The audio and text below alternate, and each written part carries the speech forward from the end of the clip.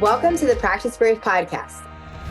I am the host, Brianna Battles, founder of Pregnancy and Postpartum Athleticism and CEO of Everyday Battles. I'm a career strength and conditioning coach, entrepreneur, mom of 2 wild little boys, and a lifelong athlete. I believe that athleticism does not end when motherhood begins, and this podcast is dedicated to coaching you by providing meaningful conversations, insights, and interview topics related to fitness, mindset, parenting, and of course, all the nuances of pregnancy and postpartum. From expert interviews to engaging conversations and reflections, this podcast is your trustworthy, relatable resource for learning how to practice brave through every season in your life. Hey everyone, welcome back to the Practice Brave podcast. Today, I'm really excited to have a raw and unfiltered conversation with Lindsay. And we're going to be talking about all things combat sports, motherhood, and her experiences as a female in MMA. So Molly, thanks for being here. Oh, thank you so much for having me on. And I just want to start by saying, I remember so specifically the moment that I found your account and your content. And I was sitting on the edge of my bed, probably fresh having a cry with this newborn baby, desperately wanting to navigate getting back to fighting, but no idea how to do it. I'd just been diagnosed with a pelvic organ prolapse, and everyone was so dismissive of my athletic career and where I wanted to get back to. Feeling so alone, found your account, and I was like, oh my God. It's not me. There's nothing wrong with me. There's a whole community of us struggling here, and there is support, and everything I'm feeling is valid. And my brain is working against me right now, and I'm working against my body out of the pressure I'm putting on myself. And just from there, I think every time a piece of your content popped up, I could take a moment and breathe. And I haven't even done your course yet, and it's on my list of things to do for sure. Just for myself, having more children, to change that niche corner of the world. But just every time I saw a piece of content, I just learned something about myself and some more about women. Well, thank you. So, yeah, I'm so excited to be on this. No, honestly, that means a lot, because sometimes it can feel like it's just been an interesting journey sharing more. But I know that this brand has been successful because people finally feel seen and understood, and then also actionable. I know that I can do something and take action, because that's what feeds these kind of athlete brains, right? It's yes, I need to be understood, but also tell me what I need to do. And it's coming from somebody who gets it. So I'm really glad that we found each other. Oh, me too. Honestly, life-changing. So give us a little bit of background on who you are and how you got into combat sports. Okay, so I'm 26. I'm based in the UK. I've got my little boy who's nearly 4. I've been navigating parenthood on my own for the last sort of 3 years now. I had my first MMA fight when I was 18. I think I started training when I was about 15, 16. Just dove straight in with the MMA, have no martial arts background beyond that, and just fell in love with what I learned about myself, I think, and pushing myself and overcoming a lot of things. And it built a lot of character strength, and I kind of got addicted to that. Just absorbed that as my whole personality for a good few years. And then, motherhood came along, and I've never felt more myself since then. I'm still navigating, balancing a fighting career that I really want to pursue and being the kind of parent that I want to be, and all the things. But more recently, it's been really clear to me that there is some work to do in the male-dominated sports of mixed martial arts for us women to thrive. I have had a really hard time with my mental health and thriving in this industry when it's designed for men to thrive. You know, we're talking monthly cycles, the emotion or the lack of emotional support within MMA for women, the fact that a lot of us women are drawn to martial arts through either a history of abuse or sexual assault, or as we've discussed before, just daddy issues and needing some male nurturing or leadership or guidance, which leaves a lot of us women really vulnerable within the industry of martial arts that has no real governing body or female influence at a very fundamental level. So I guess I'm just trying to leave the sport a little more female friendly than when I began it. So as much as I want to pursue my motherhood dreams and my fighting dreams, I feel like I get a lot more out of bringing those two together and trying to change the sport a little bit in the ways that I can. So yeah, crazy journey. No, I love it. And it seems like motherhood has been such a positive catalyst for you, but that obviously hasn't come without some struggle. So before we dive into some of the struggles you've experienced as a mother and MMA fighter, how did you first get into MMA? Because I feel like, you're 26, obviously you're pretty young. You had your baby pretty young and you started training MMA pretty young before that was as mainstream-ish as it is now. So what made you want to start MMA? I think like I loved the films and stuff that I was watching kind of growing up, with strong female leads. I mean, they're I quote because that's just women. Right. But within movies and action movies and I've loved the idea of being like a secret agent, or I don't know, like really strong characters. And I think that paired with a really inconsistent dad, probably was looking for some male guidance as well. I just was drawn to it. Ronda Rousey was around at the time. Women's MMA was suddenly a thing. I like a challenge. And so I thought I'll find the nearest class I can get to. But although I kind of began my martial arts journey, which sounds quite young, I don't think I really sunk my teeth in it until much later, because my first experience of a martial arts gym, again, I'll quote that because it really isn't. It's an absolute cowboy of a gym. I ended up being groomed and sexually abused by the coach there. So that was my first introduction to the world of martial arts. And from there, I ended up at a different gym and had a few fights there. But again, the head coach there was quite a lot of sexism underlined throughout the way it was taught, things that were said. Yeah. So, and I ended up in a relationship with my one of the coaches there at the time. We were together for a few years. Then we had my little boy. So that's kind of been my entrance to the world of mixed martial arts and fighting, which has been an absolute roller coaster. And although you say 26 is young, it doesn't feel it, because I feel like I've just been on this uphill march from the day I said I wanted to do it. So yeah, it's not been the smoothest of sailing journeys at all. Man, I feel like I just want to pause this podcast to be like, let's go meet at a pub and go, let's just really go unfiltered. I have so many questions. So you were groomed and assaulted at a very young age then, as a teenager? Yeah, I think it feels like it wasn't a young age, being 15, 16, 17 over the course when this was occurring, because the legal age of sex here is 16. So but mentally, mentally and emotionally, I was not in a position or a development stage that I could assess the situation, make decisions. It's just not the case. And while I was looking for a consistent parent figure and a father figure and guidance and encouragement to start this journey in fighting that I wanted to do, instead I got met with women shouldn't fight, it's not nice to watch, and being groomed and sexually abused on a snowboarding trip we all went on. And pretty soon after that, I really fell out of love with what I was doing and wanting to pursue. But I decided to try a different gym, move gyms, and out of hope that it wasn't the sport, it was the environment. And I've moved gyms a few times since then, because the same thing or similar experiences have happened, where the environment is so toxic that I can't possibly thrive, to the point where I think I hate the sport. Yeah. But yeah, when I hear that it is quite a young age to experience that, it doesn't feel that way in the eyes of society, because you can also be in an adult relationship and be having consensual sex legally at the age of 16. Which is crazy to me. Which is also crazy. Now I'm in a grown adult. That you've trusted to guide you and nurture you in a sport, but obviously that got used against you in a lot of ways. That trust and that intimacy that's built used against you again at a really formidable age.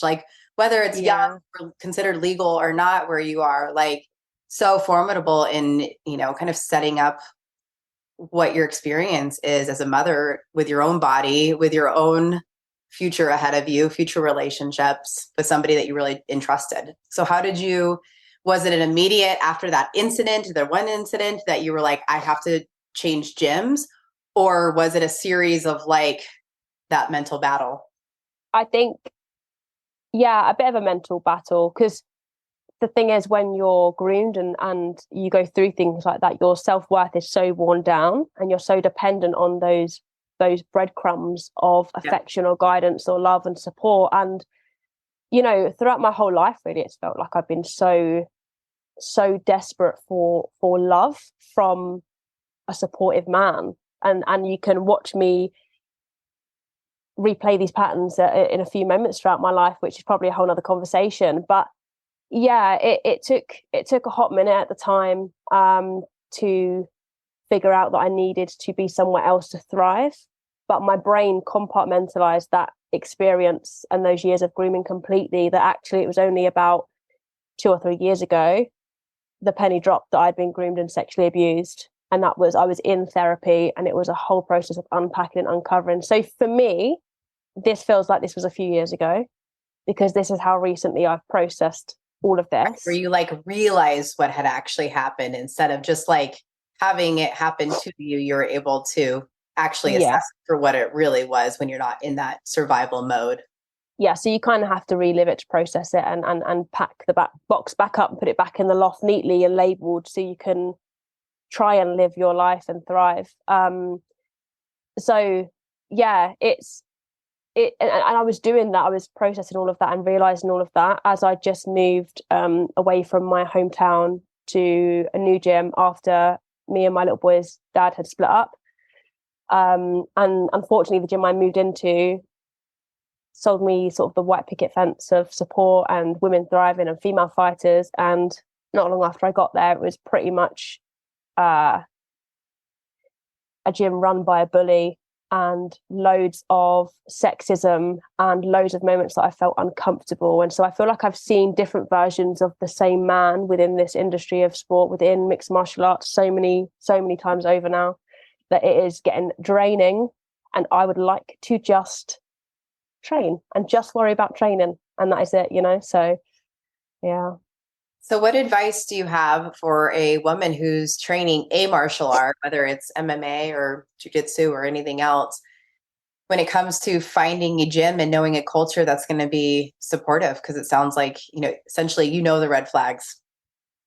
Yeah, I think it just comes back to women and their intuition. I think we are discouraged from trusting ourselves and our own intuition, but as women, we have a really powerful intuition that keeps us safe, and to trust in what comes up for you. You know, like there are so many moments that I've seen the red flags and I have ignored them, or I haven't been brave enough to listen to my intuition. I haven't been able to trust myself enough in those moments, because you're so desperate to feel believed in as a female fighter, because there's so few of us. And so it's so easy to have smoke blown up your behind and believe in all of that. And yeah, I think my biggest bit of advice would be just to trust yourself. And if something doesn't feel right, it's probably not right. And also, just because something is really normalized within a culture, that doesn't mean it's okay. If you can take those actions, that language, that behavior, and place that in a different context, would you be okay with that?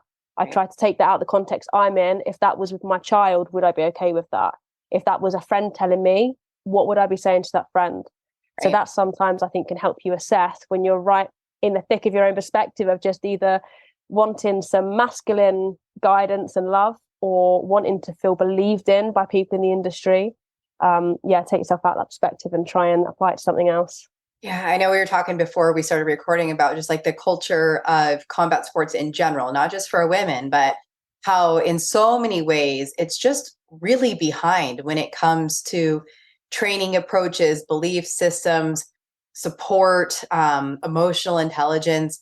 Like there's a culture of train more, train harder, like just more like aggressive kind of, I guess like an aggressive approach to it becoming your whole personality. It is so easy to drink the Kool-Aid, no matter where you're at on the spectrum of involvement. Like you always feel like I could do more, I should do more. You feel pressure either from the environment you're in, from the coach that you have, or it's just self-imposed pressure. Because even on social media, we don't see the high level athletes posting about their rest days or their really bad days. Right. And or yeah, that you're they right. don't even have a rest day and they're doing all of this and they're making it their whole life.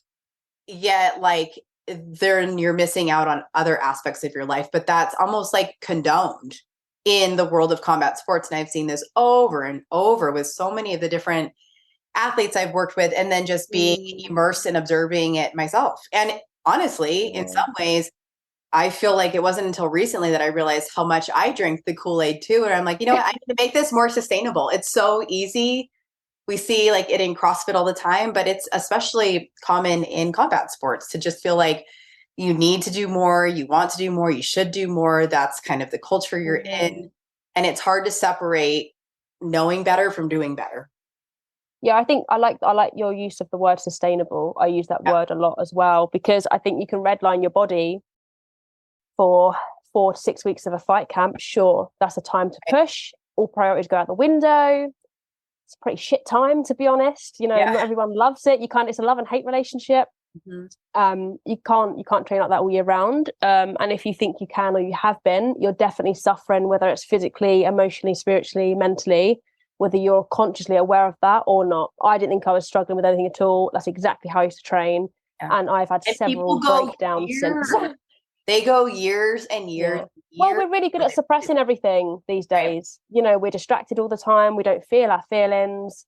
Anything other than positivity and motivation is bad. But yeah, the person that is training the most, you know, the first and last left on the mat, the most injured and the most tired, is the person that is celebrated the most. And I just don't see how that equals a optimally performing and thriving athlete, because not a lot of other sports approach it like that. Right. Only really combat sports do I see approaching it like that to the extreme. And I feel like that's why the majority of people either quit or they're incredibly injured by the time, say in jiu-jitsu, by the time they're a black belt, like they have injuries. And it's like, if we love participating in a combat sport because there is a certain addictive feature to it, we have to be really adaptable in how we participate. And yes, like almost there's no off season in these sports. And that's what's so different than any other sport. When I work with other athletes, like there's kind of built in periodization of their training. Yeah. You know, I think I could train a lot differently for 9 months knowing I've got 3 months of a very different lifestyle at the end, for sure.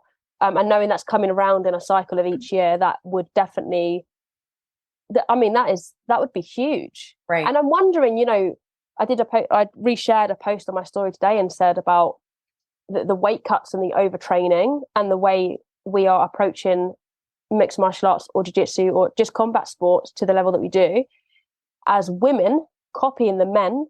How is that affecting our hormones, our fertility, our spiritual well-being as well? Like these are all very masculine approaches, but there's no one's talking about it. You know, even things like cutting weight blows my mind, and it's almost something you end up having to do because everyone's cutting so much weight. But like, just there's no studies being done. There's no allowances for women, regardless of where they are on their cycle. I mean, I could hold 7 pounds of water when I'm in my luteal phase or I'm on my period. So if I've got a fight booked for then, you know, and don't you say I can't fight that week, that doesn't work for me, can we have another date because I'm on my period? Right. Like no one does that. No, you're right. So there's just so much work to be done. You're so right. Like there's so much, because a lot of times too, it's not really a gradual weight cut, maybe initially, but there's like some dramatic weight swings that people will do in a pretty short period of time, and that water manipulation in the couple days prior to a fight. And yeah, you're right. Like we know anything that's been studied has been studied on behalf of a male body, and women just have so many other hormonal considerations, and we don't know the long-term effects of that kind of intensity, that kind of weight loss, and how all of that affects our hormones, fertility. Like there's just so many things we don't know. And we're kind of, we in many ways are in an experimentation phase until there's more research done on how these training intensities and overall approach, because again, it is so different than other sports. That's what like I want to get through the head of like so many people. It's like, we cannot compare this to runners. We cannot compare this to a team sport athlete. Like, yes, they have their own unique considerations, but fighting is like visceral. And women in sports have barriers across the board, like you say. Right. I think women in combat sports have a very different set of barriers that we don't see across all sports. And even just like my partner, he used to be a really high level gymnast, and just the fact that he had funding, and you're in, and the world of gymnastics is also an awful corrupt industry in itself, right? But you're in brackets of, depending on your results, depends on your funding, and they don't work as well as train. And in terms of navigating motherhood, I have no idea. But like, just even comparing our experience of that, my partner had a really hard time navigating his sport through that. But I just sit and think, oh my God, imagine if you got like funding, like, oh my God, like how crazy would that be? And so, yeah, there is a very specific set of barriers and problems that we have within combat sports, full stop. And then there's being a woman in combat sports, and then there's being a mother trying to pursue a career in combat sports. Yeah. So let's talk about that. What was you found out that you were pregnant and you were training pretty hard. And where were you at that point in your life when you found out that you were pregnant?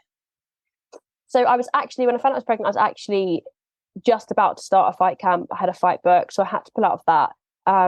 Me and my little boy's dad were talking about, when on earth am I going to fit in having a baby? I haven't started my pro career at this point, and I still haven't now.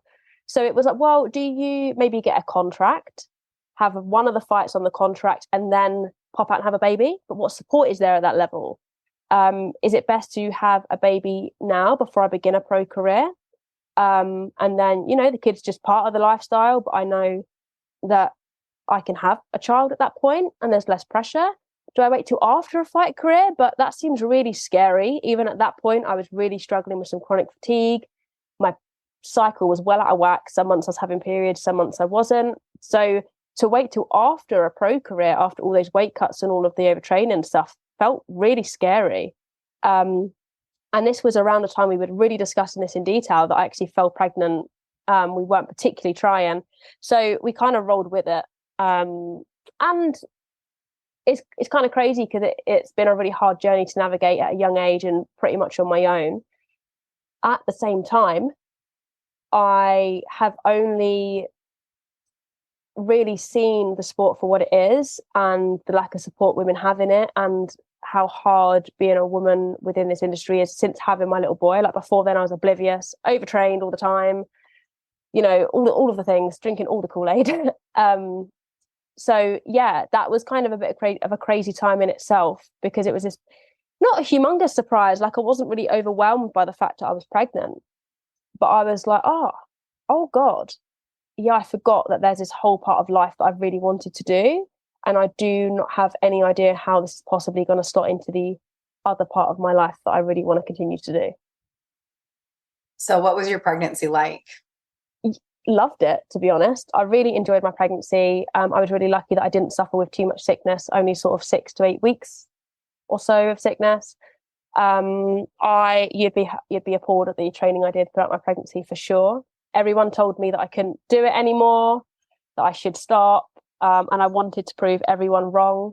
I didn't want to feel like I was just a weak, vulnerable petal flower that would break at any point just because I was pregnant. And my identity was so deeply wrapped up around fighting and being an athlete that I could not train. Like, the idea, I couldn't comprehend that. And so I was still training a lot, like 5 or 6 days a week, some days twice a day still. I did not know about what exercise was suitable at all throughout pregnancy or what I should be monitoring. I just tried my best to listen to my body at the time, but I was not really in a great connection with my intuition at that point in my life, and I was very, very young. So I would definitely approach the next pregnancy differently. Yeah. But it did feel really empowering to train while I was pregnant. I loved waddling around the gym with some dumbbells in my hands and this big belly. I felt really, really beautiful throughout most of my pregnancy, regardless of how I was really looking. I felt really good and I felt really me, which is a really bizarre thing to experience, I think.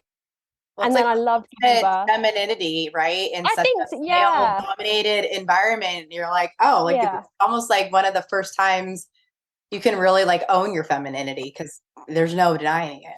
Yeah, and I think I almost forgot for a little while there that I was a woman and I hadn't really figured out what that meant to me yet. I was just treating myself like I was a small man. So Yeah. it was really eye-opening. And then birth was just incredible for me. I studied very hard throughout pregnancy about birth, the physiology of birth, the spirituality of birth. It was kind of like my spiritual awakening, I would say.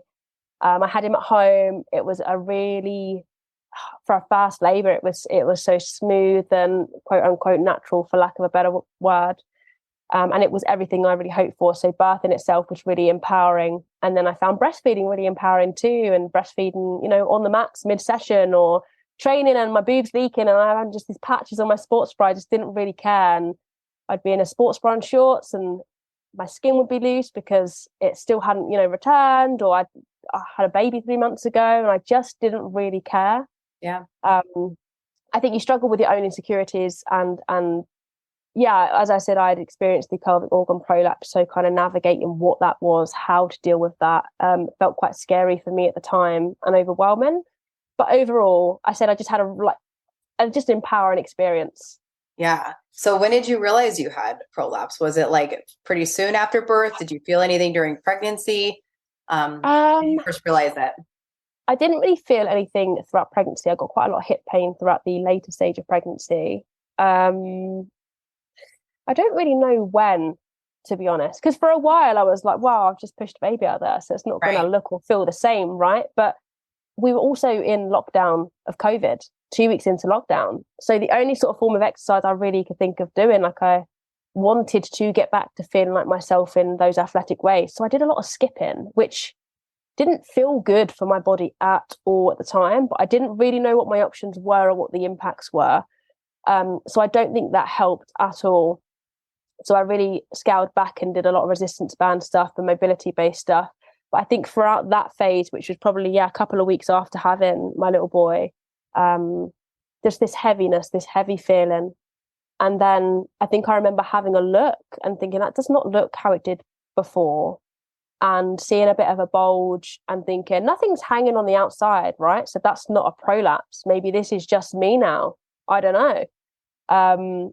Went to the doctors, was really dismissed, booked some appointments with some specialists, again was really dismissed. I was pretty much told, well, you just because you're young, I don't know what you thought having a baby was going to be like. It's never going to look or feel the same. And I remember saying, yeah, but I want this athletic career. Like even my core doesn't feel right. There's something that doesn't feel right. And I know I've got a lot of weaknesses to re-strengthen here, but is there someone I can see that's like a specialist that could just check? Like, I just want a green light. Just please tell me what I can and can't do.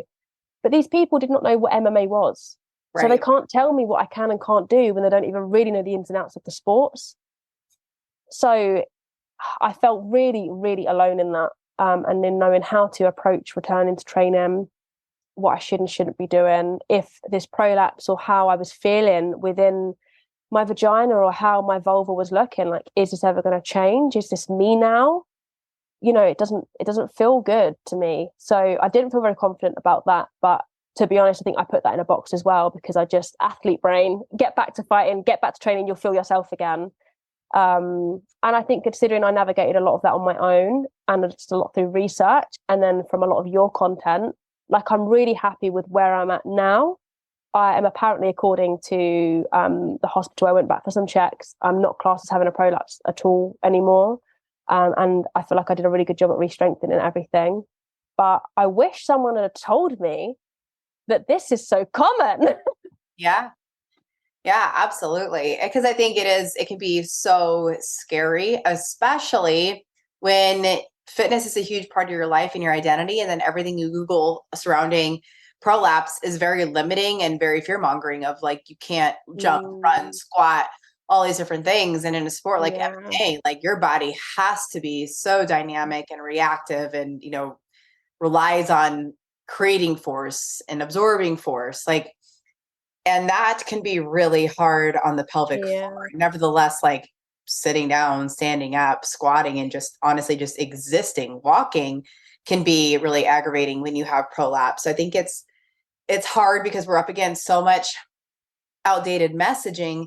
But again, this athlete brain of like, I just want to compartmentalize and push through it. And if I start training again, I'll feel like myself again. And my body, the fitter I get, the better I'll be.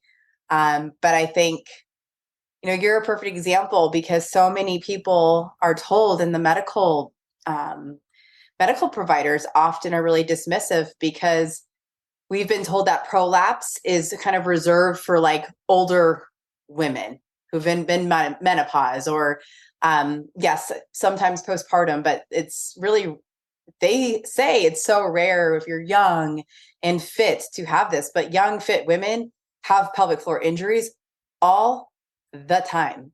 And because of that, and for a variety of reasons, and because of that, like that's literally why PNPA coaches have to exist, right? So that we can be the people to say, this is what you're ready to do. This is what you probably shouldn't do yet. So like let's help connect these dots.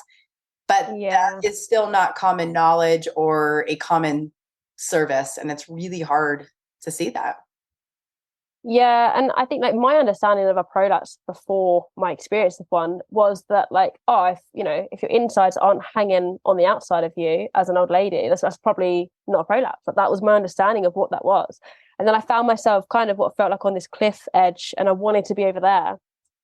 But I'm like, I just need someone to help me build this bridge with me. Like I've got some materials, don't know if they're going to be the right ones, but could someone help me build this bridge just so I just need to get there, like, please. And everyone's like, no, you don't want to go over there. And I'm like, no, I do. So can you help me? No, you're a woman, you're a mum now, you're a new mum. You should stay this side, And it's so frustrating, but I do feel like what you are doing and the work that you are doing and the valuable content that you're providing is helping women build these bridges for whatever niche corner of the world they're in, whatever sport they're in, or even just to not even help them feel like themselves again, because you are just a new you when you become a mum, right? And each time, but just to get to the where you want to be, to really feel okay and good within yourself. And I hate the notion that we can't have everything we want. I suppose, we can't be a mum and we can't be an athlete and we can't do this and can't do that. It's too much for us, and it is too much without the right support and without the right community. So well said. And that's why I love the sentiment of like your athleticism does not end when motherhood begins. And like it's going to be different, but different does not have to be bad. Like it does serve as a really good opportunity. Even after having your son and being a single mom and navigating prolapse, do you feel that you are a better athlete now because of how you train or your perspective or your body awareness? Like, how do you feel when I ask you that question? I, 100 times over, feel like I'm a better athlete. Not even just an athlete, just a better, not better.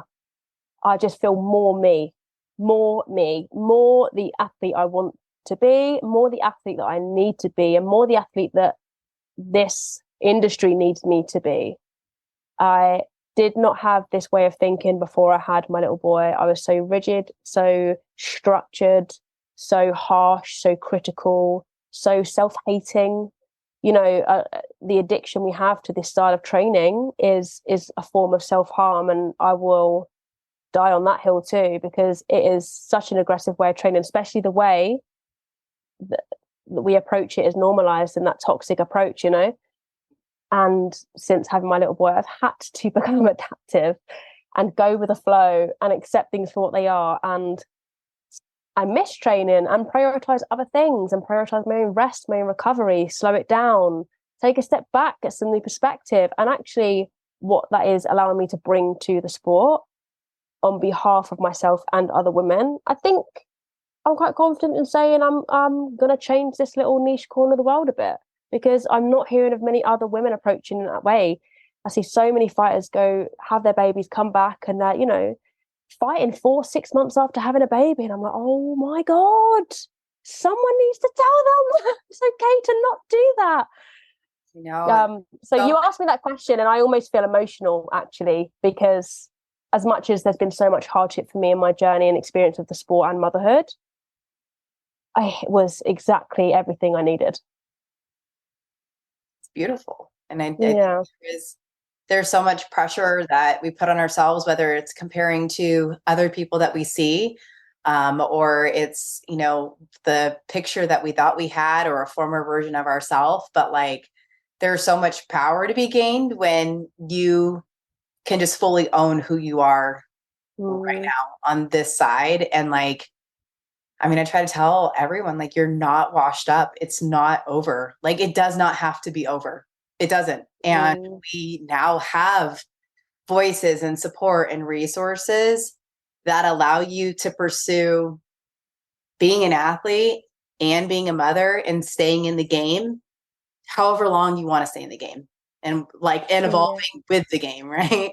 Yeah, and staying in the game in the way that you can manage at that time. Yeah. I mean, I've only had one fight since having my little boy, and he's nearly 4, right? It has not gone the way I pictured it to go.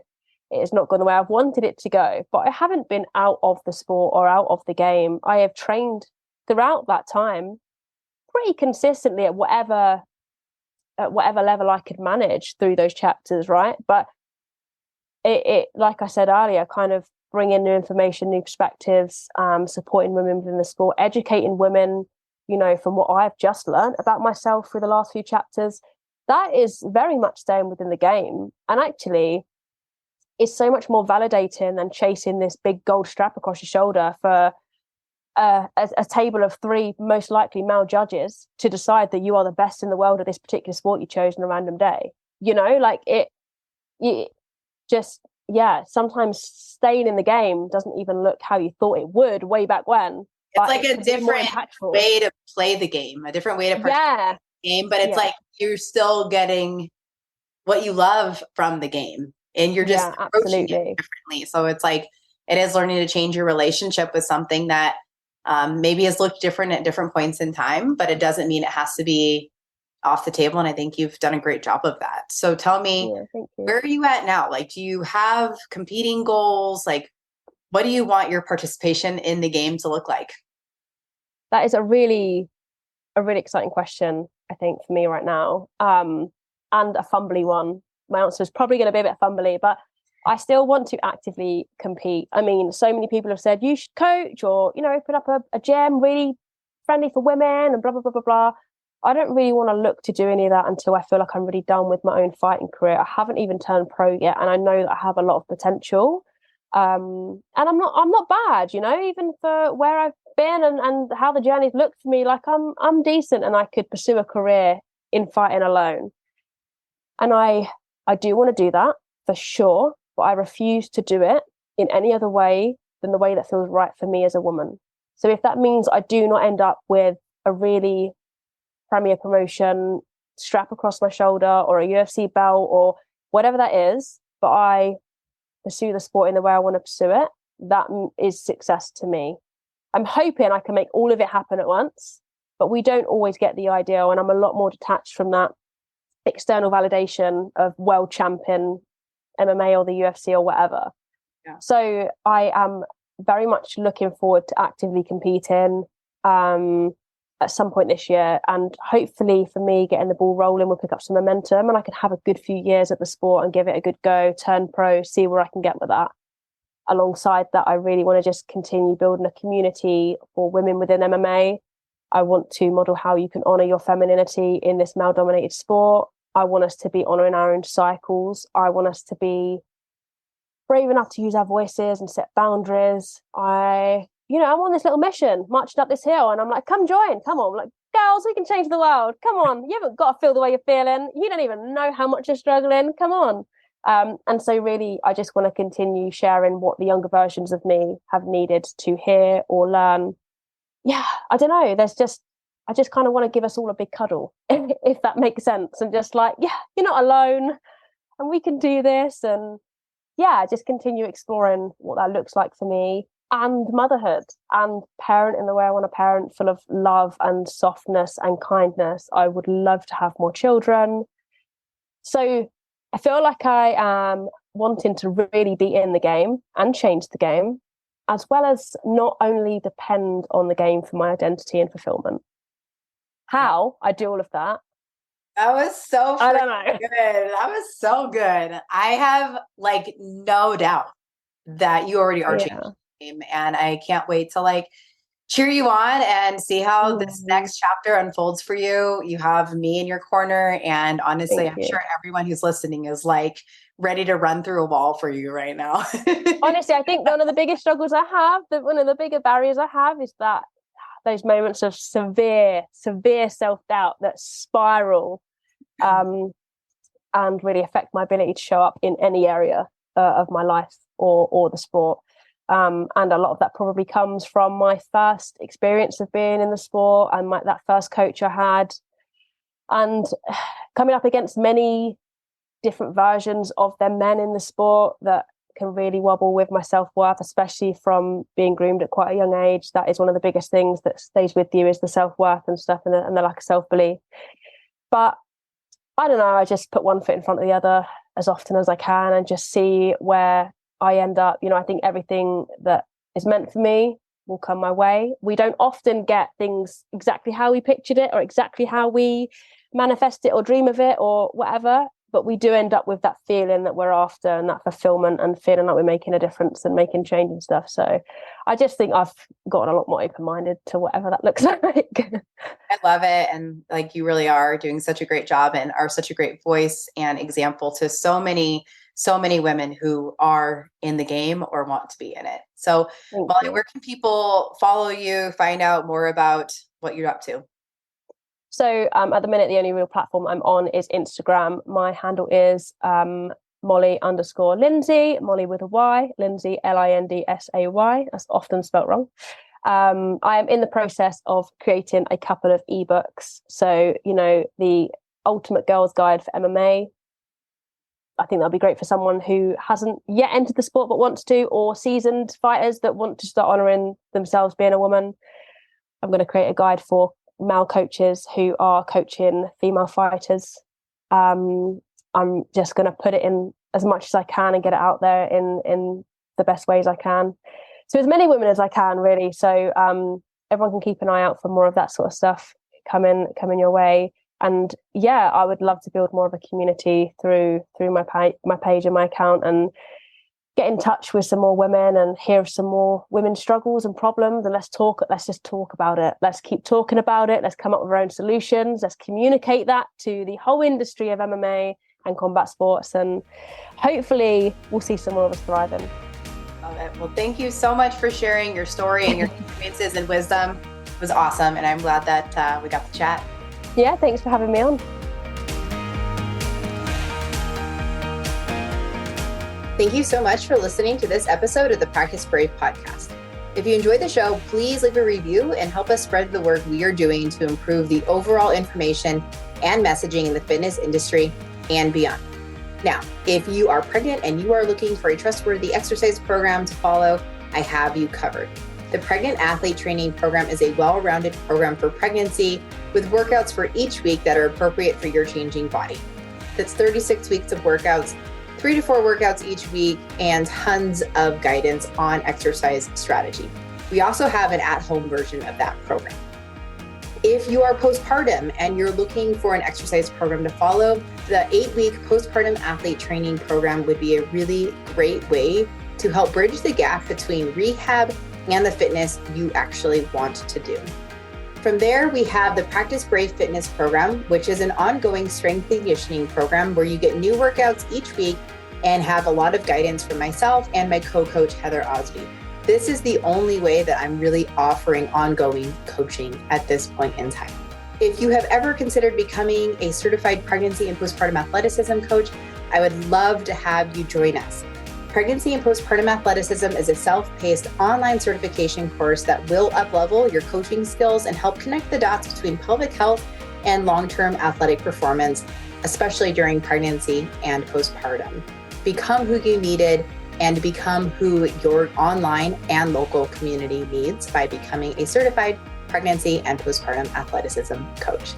Thank you again for listening to the Practice Brave podcast. I appreciate you. And please help me continue spreading this messaging, this information, and this work.